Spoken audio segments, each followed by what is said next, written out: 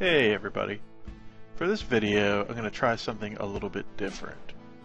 So rather than talking about a particular game for a really long time, or the entire length of the video, I'm going to talk about several different games for a little bit each, and make it into a bit of a show, as it were. So, without further ado, it's playtime.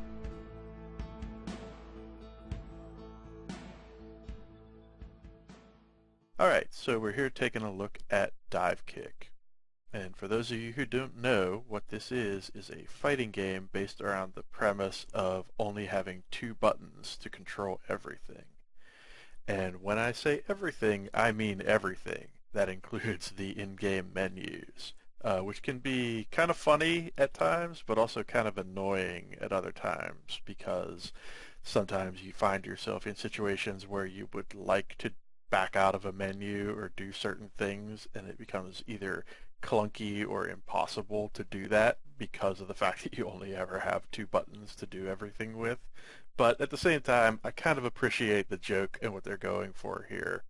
But so far, that the interface being so doggedly devoted to the two-button thing is the only real complaint I have about this game based on the time I've spent with it thus far, but I figured I'd just get that out of the way and get to the really interesting part, which is actually playing the game. So I'm going to hit both of these buttons at the same time as prompted here, and we're going to make some stuff happen. So there's a local versus mode, there's an online mode, and there's also a story mode, and of course some various options. For me, I have not done much of the online play yet, although from what I understand, it's pretty serviceable. I believe it uses the GG Pro protocol that a lot of online fighting games use, and since the gameplay in this game is so simplistic, it actually translates really well, from what I understand, into online play, because there's not a ton of data shooting back and forth between the various clients playing the game. But for the sake of doing the commentary on this and giving you guys a little taste of what this is like without having to actually compete against a real person, I'm going to just jump into story mode real quick.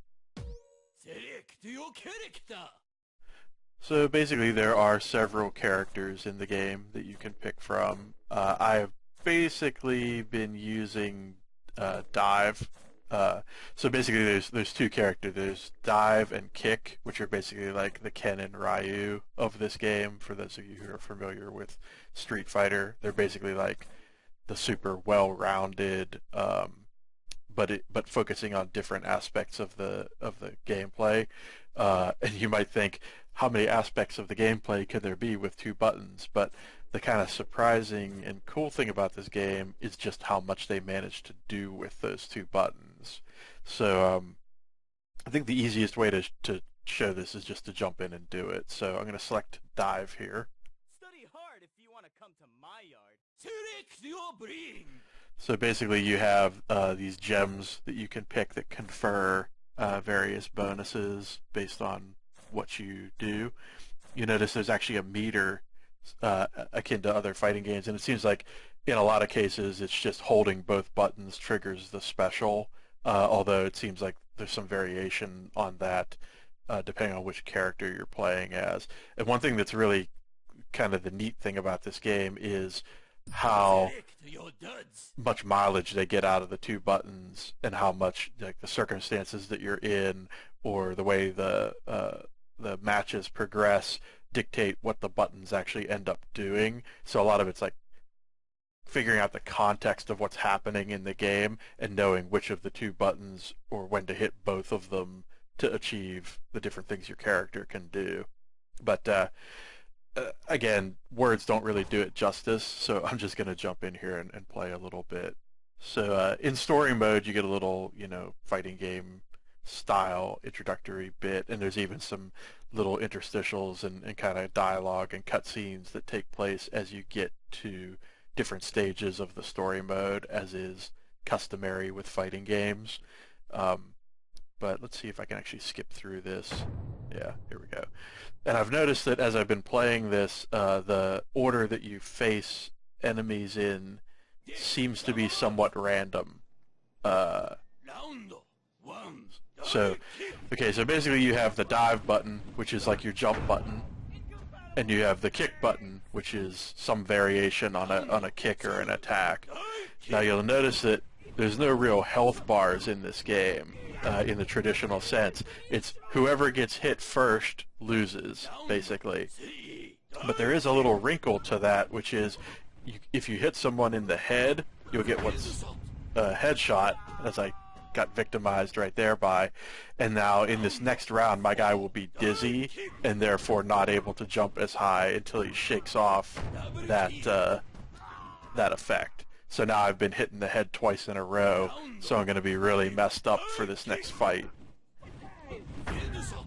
But now I've kind of turned the tables a little bit. And one thing about this character is their movement is fairly simplistic in the sense that there's not that much to do to figure out his moves, but once you get access to the super abilities, you have a little bit more variation in what you can do. But basically you can see that for right now I'm basically just jumping and trying to set up the angle so that I can hit the other person first. So, as you might expect, it is super crazy difficult to try to play this and talk about it at the same time, so I'm not actually going to show too much more of this game, but let's just try to see if we can get through one more fight, and that'll probably give you a pretty good idea of whether or not this is something you'd be interested in. And I'll try to do some more variation on my movement here. So if you start out with the kick button, for example, your guy will jump back if he's able to. But since movement is actually controlled by the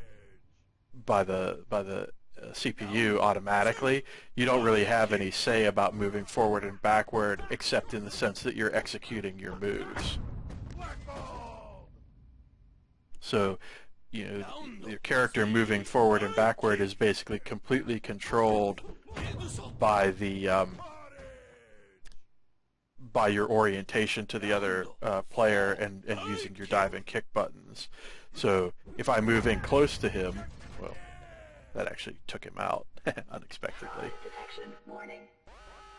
So I basically have won all these rounds, so I'm about to shut this guy down if I play my cards right. Yeah! Nice. Alright, so maybe we'll do another round since I S-ranked that round. Because I can't possibly go out on a win like that. I have to get my butt kicked by the computer, right? Oh, and here we have the dive kick combo. This will be perfect. And actually, I think that's going to play a little cutscene here because these guys have like an interaction that they go through when they talk to each other. And you can actually hit the dive and the kick button together to kind of skip ahead, like if you get done reading what they're saying and don't want to wait for it to advance on its own, which it doesn't actually tell you that, but just so you know, you can do that. So let's see, before I get into this last round, is there anything else I wanted to talk about? The characters seem really interesting, like when you play the different characters that are a little more advanced and have like kind of more variation in how their dive and kick buttons work. Like there's another character called, I believe it's Kevin, and he has like 3 or 4 or maybe even 5 different ways that his dive and kick buttons get interpreted based on the circumstances. So, you know, if you think, you know, the way that this dive character plays, for example, is a little too simplistic for you to be interested in playing it, there is like a surprising amount of complexity to how a lot of this works when you, depending on which character you pick. But so you can see I can jump back by hitting the kick button in this case, like as he moves closer to me, and I can kind of try to draw him in, basically.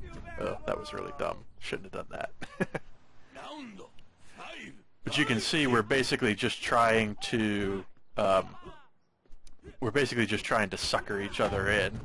You know, so sometimes it's whoever moves in first ends up paying the price because you leave yourself open to the other character. And as you can see there, sometimes the way you hit your opponent doesn't necessarily have to be perfect. It just has to be good enough to make contact first, because since everything is a one-shot kill, basically, you know, you just have to barely touch the guy.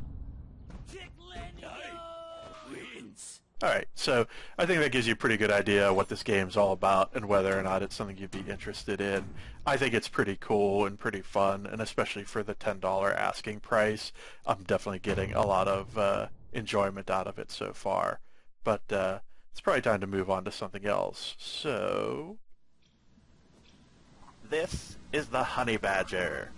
Oh wait, no, psych, just kidding. This is Shelter. Although this game is totally about being a badger. And no, that's not a euphemism. I'm totally serious. If you haven't heard, this is a game about being I was going to assume a mother badger, taking care of your little badger cubs. And as you can see, I've started a new game here, and I'm here in my little burrow den type device. I've got some little badger babies I gotta take care of. You can see there's one over here who's looking a little pale and not looking so hot. And what that basically means is I need to find some food for him. So I'm going to head over here, find this bit of food, pick that up, and take it over to my badger baby. And this represents kind of one of the key core mechanics of the game, which is that you have to keep your little babies fed and nicely colored so that they can follow you around. Basically, if they get too hungry, they won't be able to follow you, and if they get left behind when you go from one area to another, they're basically dead. So there's a few different ways that your baby badgers can bite it. Hunger being a primary one. There's also predators like wolves and birds of prey that will basically rock your world if your babies are left unattended for any significant length of time. So basically you have 4 plus the one that you just rescued, so 5 babies to start from, and the goal of the game is just to get them to a safe place where they can live and thrive without dying, basically. So the game is not particularly long. I'm actually not going to show very much of it because I don't really want to ruin it for anybody who might be interested in playing it themselves. I will say I did want to show this initial introductory sequence because I think it's actually one of the worst parts of the game, because I really am dismayed by the rationale in choosing to wash out the gamma the way they have here. I mean, it's really extremely difficult to see trying to navigate out of this initial cave. Once you get outside, the washed out color style plays a little better, but it's amazing to me what a poor initial impression this game makes based on how difficult this initial section is to navigate, and hopefully that's coming across here in the video. One thing I will say is I think probably if you were playing this game on a Mac, which I believe is possible because it is a Steam Play game, you might not find the gamma issue so pronounced as it is here on the PC, because I know Mac gamma tends to be a little lower by default. So unless they've made specific adjustments to the game to wash it out this much on that platform as well, you might actually find this a little easier to see and play on a Mac. It's just kind of a hunch based on past experience. But as you can see, now that we've escaped the cave of weirdness, we are actually out in the world where the lighter gamma doesn't really affect things so much. It's definitely a case for me where after you spend a few minutes playing the game, you kind of get used to it looking like this, but this is definitely not the art style I would have gone for in terms of, this washed out color palette. I think it really doesn't do the game any favors in terms of making it easy to play and easy to tell what's going on. it changes as you go from level to level, and I think in some levels it plays better than in others, but in this introductory level I think it's kind of sketchy, personally. So you'll notice a big part of this is managing which babies get the food, so you can actually like very specifically give it to one or the other by just kind of dropping it in the right place to have that particular badger eat. And you'll notice that picking that out of the ground was one option, so you'll find food that's just in the ground that you can uproot. Another option is you'll come across trees like this that have fruit hanging from them. Now the tricky thing with these is you have to knock into the tree to knock the food down, but then if you still want to determine which cub gets it, you have to be quick to pick it up before they just eat it first come first serve. Try to knock this. See, one of them got to it before I could. Oh no, I did. I managed to get it. Okay, before they did. So now I can choose who's going to get it. But if food's just left laying around, they will just kind of go crazy on it, and whoever gets to it first will get it, which can cause problems if you're trying to keep everybody alive and ones that don't necessarily need to eat are taking food away from the ones that do. So yeah, I mean, this game is really just about navigating through these environments, keeping the cubs fed, avoiding predators. One nice thing that you can do is, like, when you're not holding food, if you click the left button, you kind of call them, and they'll rally up and follow you, which is handy. The shift key by default is your sprint, which will get you moving a little faster. Another thing that's nice is the cubs will actually, if they find something that's interesting to them, like food, they'll go and rally around it and make noise to let you know that it's there. Like, see, here they've gone over to this tree because there's food for them to have here. I'll just let them sort that out this time so you can see how that works. As you can see, sometimes the camera gets a little weird. Like, there's some weird clipping issues and Z-buffering issues with the camera that make it a little difficult sometimes. You don't get a ton of camera control. Like, you can pan up and down and zoom in and out to a degree, but maybe not to the degree that you might be accustomed to from most games. Like, it can be a little sketchy to get the camera exactly where you want it all the time, which can definitely be troublesome at times. But speaking for a minute beyond the basic gameplay, just about the game in general, I think there's some really cool ideas in this game, and I think overall I would say I like it and I enjoyed my time playing it. It is very short. It only takes about, at the most, an hour and a half to maybe, if you're being extremely careful and cautious and really taking in everything that's happening and taking your time, maybe 2 hours of gameplay here. So again, I don't want to show too much more beyond this initial area, so as not to spoil it for folks who are interested in playing it. But this is really a game that's designed around a couple of key concepts and a couple of key gameplay mechanics that it's really hinges on. So, I think one thing that could potentially be an issue for people in purchasing this game or playing it is expectations. If your expectation based on what you've seen or heard about this game is that it's some sort of open world survival game where you're like raising these cubs over the span of a long period of time and have to deal with a variety of issues and a variety of dynamic circumstances, no, that's not really what this game is.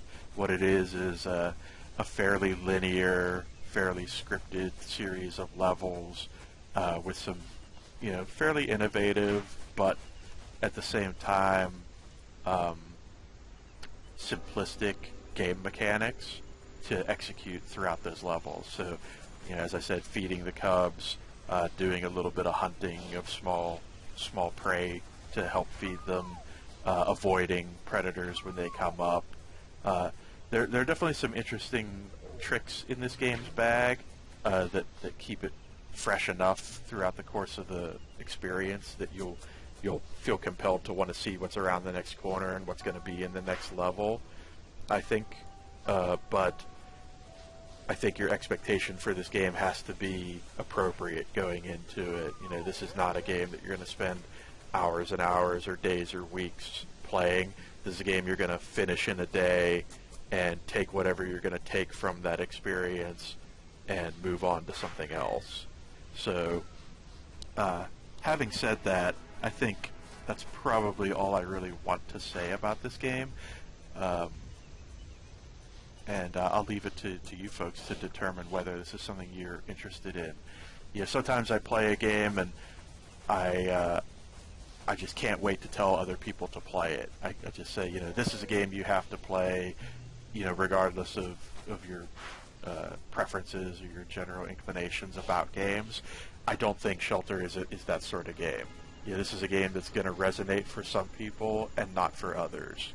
And if looking at this seems like something that would be up your alley, I'd say probably go for it.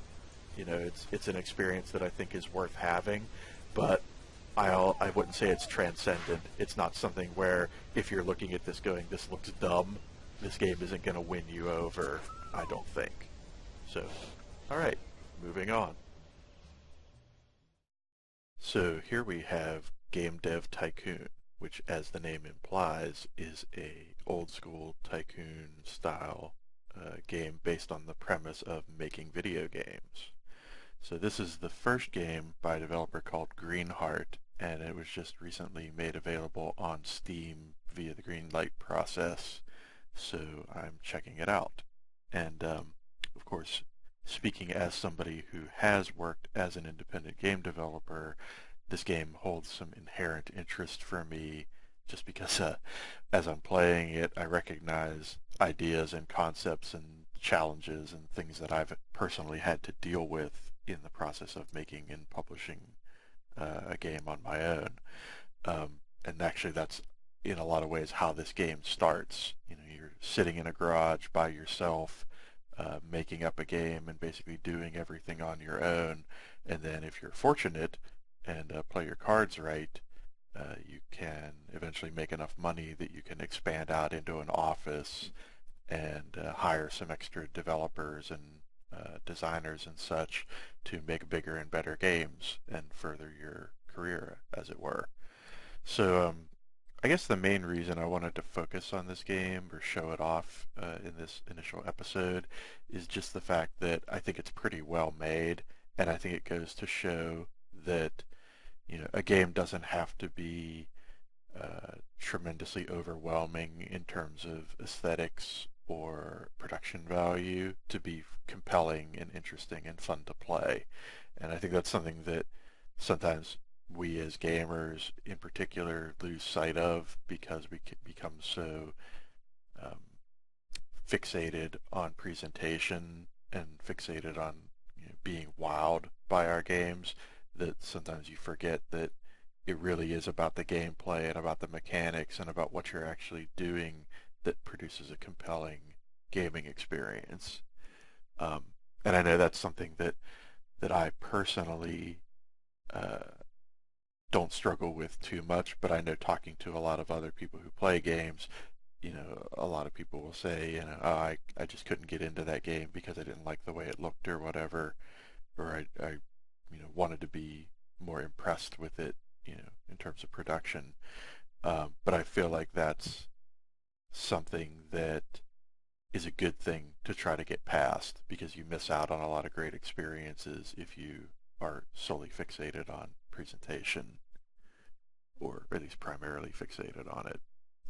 So anyway, let's just do a little of this gameplay, and I'll comment on a few things as I do them. But I don't want to make this segment too long. I think, you know, a lot of people out there probably understand the nature of a tycoon-style game and what it's all about. It's basically about running a business, you know, whatever that business is, whether it's a lemonade stand or an airport or a prison or, you know, there's so many of these types of games out there. I think the kind of unique hook of this game for gaming enthusiasts is that it's about making games, so it might hold some inherent appeal that other uh, business sims or tycoon games might not necessarily have. So yes, I was hoping that would be long enough. Okay, so we'll go with Fuzzy Kitten Studios. Let's just go with our default character, and no thank you, I would not like hints.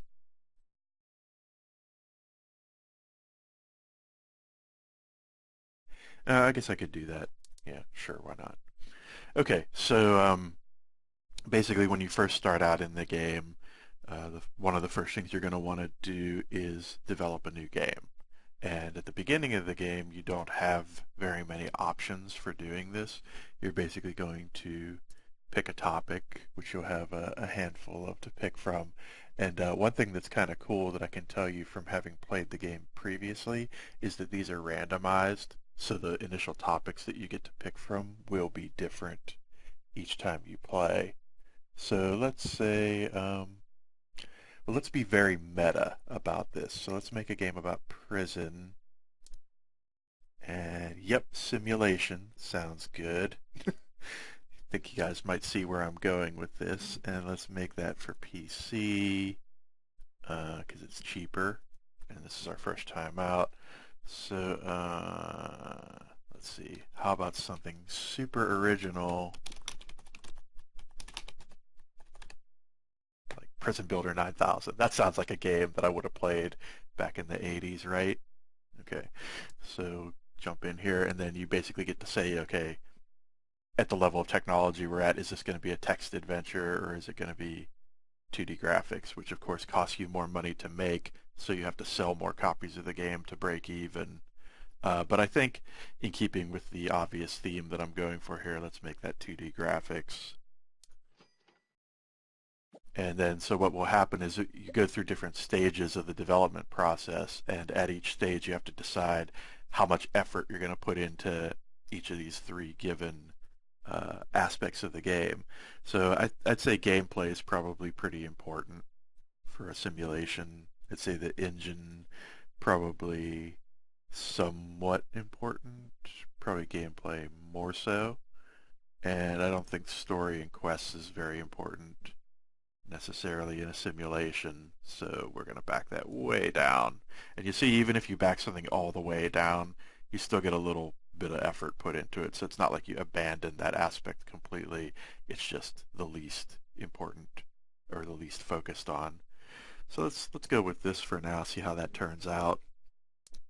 One nice thing is as you start playing the game more and you do more combinations of genre and topic, you get a better sense for what bars actually affect things in terms of producing a better game. I'm thinking dialogue, not super important for a sim. I'm thinking level design, probably pretty important. AI, I'm assuming there's going to be some AI in this thing. Actually, let's say the AI is probably more important. And, well, we'll give it a half and half here and see how it turns out. Sometimes I find that the game's interpretation of what those things mean to a particular genre of game doesn't necessarily jibe with my own personal assessment of that, and that's just a case where you have to play the game for a little bit and see what it considers these things to mean, and then you can adjust your usage appropriately. So one thing you got to watch out for is these little side panels that come up sometimes during the different stages, because we've already committed to making a 2D graphics game. We're kind of locked into that, but this is actually an optional thing. So we can spend an extra $5,000 adding basic sounds to the game, or we can toggle that off, which again will make our development costs less, but will probably make the game not as good. So we'll leave it on since it's on by default. And I think in a simulation, world design is probably the most important, and sound probably less so, and graphics probably can stay where they are. But I'd say, we want to at least be spending half of our effort on the world design, so let's maybe even back the graphics and the sound off even further, so that, maybe 2/3 of that is going to the world design, and we'll put the rest into those other double glazings. So we crank that out. As you can see, these little bubbles will pop off of your guy as he's coding, which go into different aspects of the game design. And so now you'll see there's a couple of bugs here left in the game that need to be smashed. And then once those are done, we can finish the game, and we'll get a score based on how well we did, like whether or not we picked a good topic combination, uh, how much effort we put into coding the thing, and whether or not we did new things that earned us research points to unlock other abilities down the line. So the other thing, okay, so we got Prison Builder 9000. One thing that happens sometimes in this game is there's always an automatic default name for every game, but if you're in the process of making the game, you forget to name it, it'll be called like game number 1 or game number 7 or whichever game you actually are on.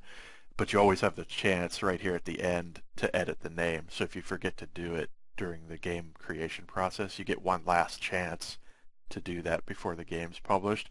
Once it's published, you can't change the name. So, be aware of that if you decide to play this, because it's kind of annoying if you end up publishing a really cool game that gets great reviews and then it's called like game number 7 or something like that. So let's go ahead and pop this out, and what will happen is you'll get your reviews from the various fake game publications. They'll say how well you did. So it's basically getting the seed or the idea of Metacritic going right from the get-go here. I'm not sure how I feel about that. So cool, we got an 8. So that's pretty good for a first effort. Getting, obviously anything over a 6 is considered pretty good in the general rubric of game reviews. That's kind of always been true. So we had at least decent and pretty good beyond that. So basically that will affect how well the game sells, and that will of course give you more money for subsequent games in the future. And I think it's pretty awesome that Fuzzy Kitten Studios, a newcomer in the game industry, just released Prison Builder 9000. I'm just saying. I think that's pretty okay. So what will happen is you'll get this chart in the upper right, which will show you your weekly sales. And as weeks of game time pass, you will find out how well you did, and you'll see the trending of how well the game is doing. And then the game will sell for several weeks until eventually it goes quote-unquote off the market, which basically means that it's not selling anymore and is basically retired. Although even older games, that you're kind of done with that aren't selling anymore can come up in interesting ways in the future. Like if people become fans of that game, they might demand a sequel or try to use assets from that game in a fan project or something like that. There's all sorts of random events that can happen that are kind of cool, that you'll definitely appreciate as a gaming enthusiast. You'll recognize a lot of concepts and ideas that are baked into this game that I think are kind of fun and easy to appreciate. So we have some fans now. Awesome. So that'll make it easier for word about our next game that we make to get out there, and hopefully the game will sell progressively better the more fans we get. So yeah, so it set a record for our company, which is not surprising because it's our first game. But 10,000 units is nothing to sneeze at. I wish my game had sold 10,000 units. That's all I'm saying. If only it were this easy in real life to actually sell your game. But just a couple things to point out here before I wrap this up, because I don't want to make it too long. One thing you generally want to do is generate a game report each time you publish a game. And by the way, I'm just clicking anywhere on the screen with the left mouse button to access this menu. Which I will say this game has a really good tutorial, so that's why I'm kind of glossing over a lot of the gameplay stuff, because it's explained very well in the tutorial. You won't have any trouble if you play through that, getting all the information you need. But you want to do these reports because then they'll tell you, was this genre of game a success on this platform? And when you start getting into things like targeting for an age group, it'll tell you like, oh, is this platform good for this age group or that? And again, sometimes the things you would assume would be true based on your knowledge of video game history don't necessarily jibe with um, the way things play out in the game. So even if you're very knowledgeable about gaming, um, you're still going to want to do these reports and get the information that the game presents you with so that you'll know what the good combinations are to get the best results as you're playing through. And that actually becomes kind of an issue in the game for me a little bit because, obviously you might have a desire to make a certain type of game just because you want to or because you think it's a good idea. But, then there's the financial reality of, if you want to be as successful as possible in the game, you may want to follow trends or do things that you would complain about as a gaming enthusiast when you see companies doing them.